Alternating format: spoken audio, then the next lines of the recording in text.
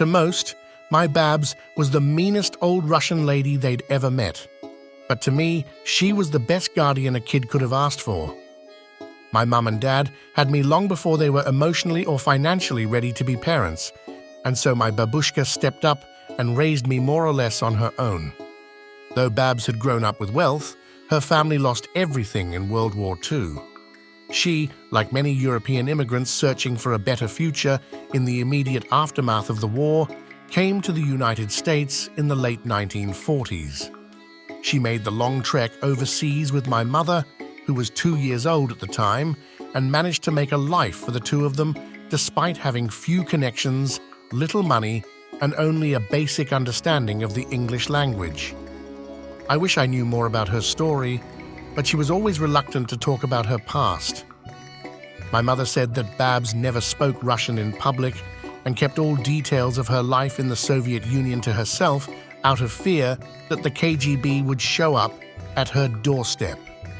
Yes, this was an irrational fear, but I think it's hard to understate the influence of that particular organization on anyone of Soviet descent in the mid-20th century.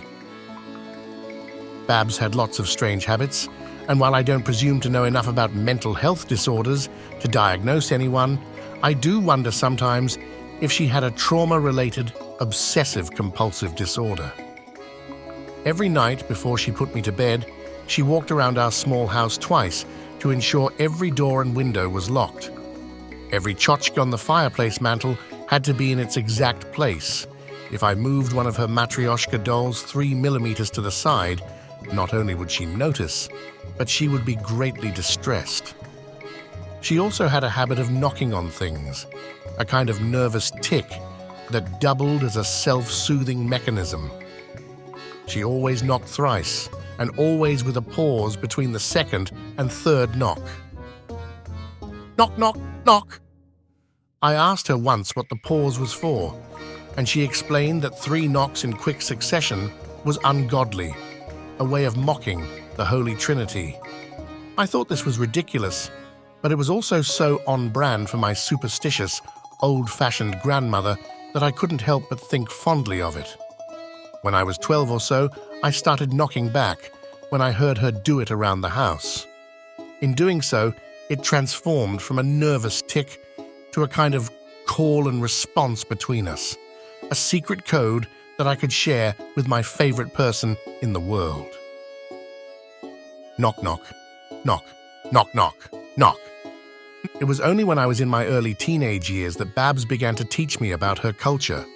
She taught me basic Russian phrases, although she always complained that my pronunciation was hopeless. She taught me a few Orthodox prayers and traditions, and, my personal favorite, she taught me how to cook some of her favorite dishes. To this day, I make shchi pretty much every other night, much to my fiancé's dismay, since it makes the entire apartment smell like cabbage.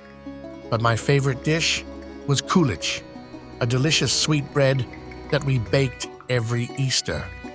And Easter was special for me not only because of the dishes that Babs and I would make together, but also because of a very special, let's call it, occurrence that I was sometimes privy to on the night of Holy Saturday.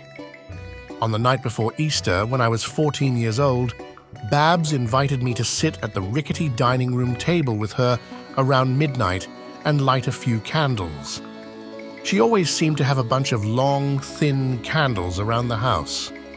I'm not where she got them from, or if they had any cultural significance, but I remember being enchanted by the intricate engravings in the wax. She lit 5 that night and then told me something in a very serious tone. You can listen, Kolya, but you cannot answer.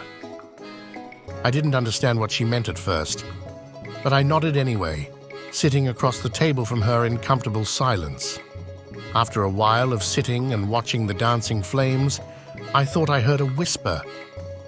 I looked up, giving Babs a questioning look, but she just gave me a small smile. When I next heard the whisper, I saw that her mouth hadn't moved at all,